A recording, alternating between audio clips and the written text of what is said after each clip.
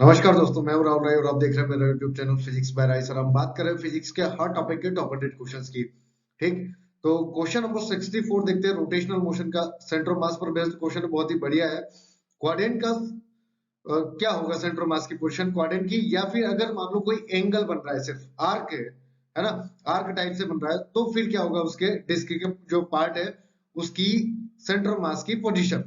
ठीक है, तो जैसा कि अपन प्रीवियस क्वेश्चंस में देख चुके हैं, क्वेश्चन नंबर 61 और 62, अगर आपने नहीं देखा तो वो जरूर देखें, ताकि आपको समझ में आए कि भाई अगर क्वाड्रेंट के लिए अपन बात करें तो उसके जो सेंटर ऑफ मास की जो पोजीशन होगी वो क्या होगी, वो कैसे फाइंड करेंगे अपन उसके सेंटर ऑफ मास की जो पोजीशन है वो।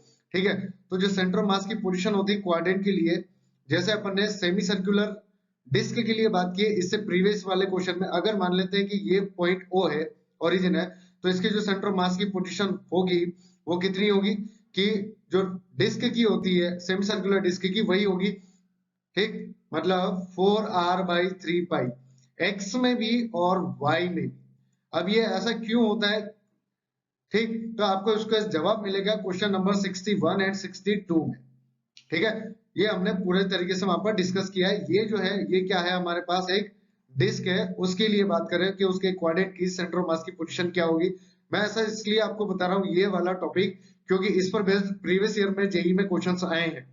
ठीक है, और डायरेक्ट वहां पर ज्यादा कुछ नहीं, न्यूमेरिकल क्वेश्चंस आया था। क्वेश्चंस में आपसे बोला गया था यहाँ पे 4 नहीं दिया है और 4 की जगह दिया है x, तो आपसे पूछा था what is the value of x, है ना, तो x की वैल्यू कितनी हो जाएगी, 4 हो जाएगी। तो इस तरीके से क्वेश्चन डायरेक्ट पूछे जा सकते हैं, इसलिए आप ये क्वेश्चन जरूर करके जाए। ठीक, अगर मान लो कि आपसे पूछा गया कि एक एंगल दिया, मान लो अभी तक तो जो आपके पास था वो एंगल ये है पाई/2, मतलब 90 डिग्री। इससे पहले सेमी सर्कुलर डिस्क किया मतलब 180 डिग्री। अब आपको कोई एंगल नहीं दिया, आपसे बोला गया कि अल्फा है। ठीक है, इस अल्फा के लिए बात करते हैं, तो क्या हो जाएगा बेटा यहाँ पे कि यहाँ पे अगर अपन रिंग के लिए बात करें, पहले रिंग के लिए अगर अपन देख लेते हैं कि अगर सिर्फ आपको ऐसे रिंग दे रखी हो, तो रिंग के लिए जो सेंटर ऑफ मास की पोजीशन होती है वो कितनी होती है। तो जो सेंटर ऑफ मास की पोजीशन होती है, अगर यहाँ पर एंगल अल्फा दिया है, तो रिंग के लिए ये क्या बेटा, रिंग रिंग के लिए जो सेंटर ऑफ मास की पोजीशन होती है वो क्या हो जाएगी आपकी YCOM, और उसकी जो वैल्यू होती है वो क्या होती है R/θ/2 इंटू साइन θ/2। ठीक, थीटा की जगह आप अल्फा लिख सकते हैं, क्योंकि अभी हमने क्या लिया है यहाँ पर अल्फा लिया है, इसलिए अल्फा/2।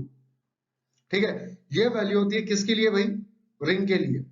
ठीक, अब हमको चाहिए इस डिस्क वाले पोर्शन के लिए कि इस डिस्क वाले पोर्शन के लिए क्या वैल्यू होगी। तो हम क्या करते हैं, r डिस्टेंस पर जाकर एक छोटा एलिमेंट ले लेते हैं dr। ठीक है, ठीक, और इस छोटे से जो पोर्शन है उसका मास निकाल लेते हैं बेटा डीएम। अब इसका डीएम का मास क्या होगा कि अगर डेंसिटी की बात करें तो कैपिटल एम, मान लेते हैं कि टोटल मास जो है वो कैपिटल एम है, और जो इसका एरिया होगा वो क्या हो जाएगा आपका यहाँ पर अल्फा r/2। ठीक है, कितना एरिया होगा इसका, अल्फा r/2। ठीक, और अब ये जो आर्क लिया है इसका एरिया कितना होगा कि इसकी जो थिकनेस है वो dr है।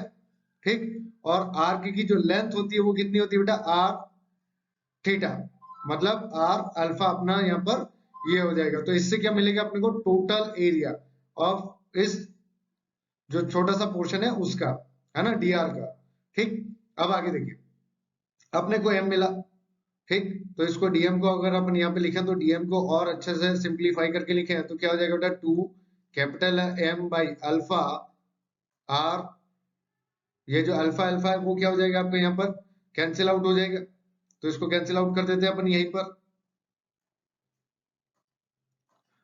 ठीक है, ये अल्फा और ये अल्फा कैंसिल आउट हो गया। ठीक, तो 2m बाई कैपिटल आर, ये स्क्वायर आएगा बेटा। ठीक, इनटू क्या हो जाएगा आर डी आर। ठीक, ये हो गया डीएम। अगर अपने को सेंटर मास की पोजीशन चाहिए तो वाई सी ओ एम निकालेंगे, और वो क्या हो जाएगा बेटा 2m by R square R D R. ये अपन ने क्या रखा, डीएम की वैल्यू रखी। ठीक, कहां से कहां तक करना है भाई, 0 टू कैपिटल आर तक। और अब रखेंगे इसके आर्क का जो अपन ने छोटा सा पोर्शन लिया है ना, उसकी सेंटर ऑफ मास की पोजीशन। तो उसके सेंटर ऑफ मास की पोजीशन कहां से रखेंगे कि वो जो रिंग के लिए अपन ने किया था, ठीक, उससे तो उसकी वैल्यू क्या हो जाएगी आपके पास यहाँ पर 2 capital R by alpha sine alpha by 2, है ना। ये वैल्यू हो जाएगी भाई अपने पास यहाँ पे। अब अपन ने ये जो वैल्यू है वो रख दिया, अब इसका क्या करेंगे अपन, इंटीग्रेशन करेंगे तो YCOM मिलेगा अपने को। तो एक R कैंसिल आउट हो गया आपके यहाँ पर, और 2 2 से कितना हो जाएगा भाई 4, और बाई करेंगे अपन यहाँ पर टोटल मास, है ना। तो ये कैपिटल M भी कैंसिल आउट हो जाएगा, तो 4 बाई R, और क्या हो जाएगा अल्फा, ठीक है। और साइन अल्फा ये कांस्टेंट है, साइन अल्फा बाई 2, है ना, ये कांस्टेंट हो गया। और क्या हो जाएगा भाई यहाँ पे अपन इसके लिए बात करें तो R dr,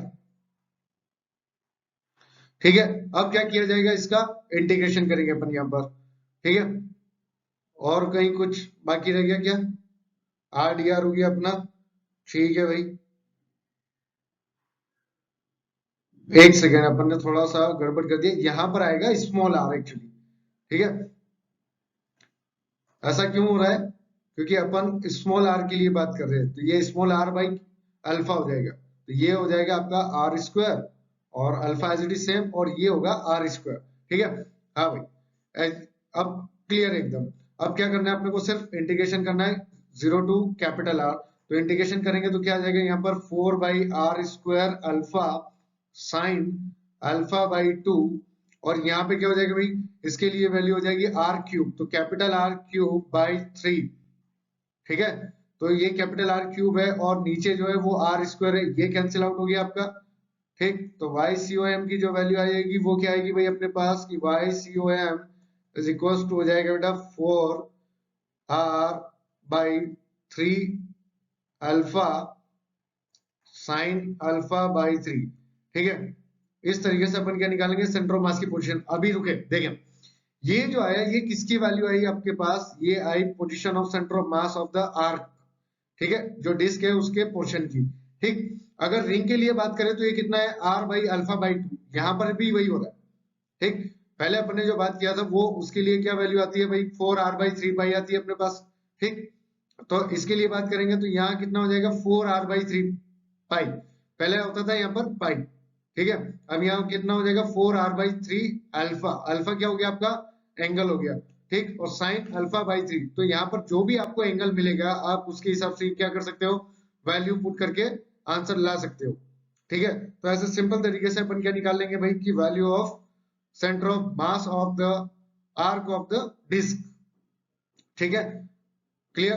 तो इस तरीके से अपन ने वैल्यू निकाली, सेमी सर्कुलर डिस्क का भी निकाला, कंप्लीट डिस्क का भी निकाला, और क्वाड्रेंट का भी निकाला, और अगर आर्क दिया है तो उसका भी निकाला। तो आपको बहुत ही बेहतरीन और हर टाइप के यहाँ पे कॉन्सेप्चुअल क्वेश्चंस आपको मिलेंगे। तो फटाफट सब्सक्राइब जरूर करें और शेयर जरूर करें, क्योंकि कर भला तो वो भला।